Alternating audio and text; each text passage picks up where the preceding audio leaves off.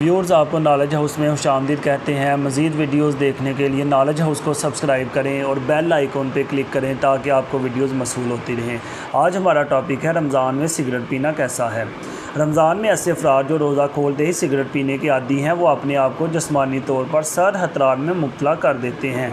तुर्की में की जाने वाली एक तहकीक में माहिरीन का कहना है कि रोज़ा अफ्तार करने के बाद सिगरेट पीने से ज़्यादा ख़तरनाक अमल कोई नहीं।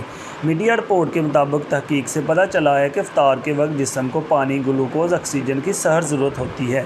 ऐसे में सिगरेट की एक कश से सरेआनें सिकुड़ जाती हैं और खून में ऑक्सीजन मुनासिब मकदार में जज़ब नहीं होती।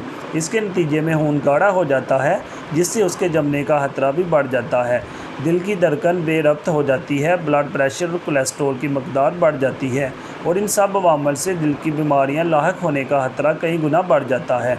तहकीक में शामिल एक माहिर तिब का कहना है कि रमज़ान में इफ्तार के फ़ौरी बाद सिगरेट नोशी न सिर्फ अमराज़ कल्ब में मुब्तला कर सकती है, बल्कि इसके साथ ये जिस्मानी झटकों और हाथ पाँव में कपकपाहट का बायस भी बनने लगती है।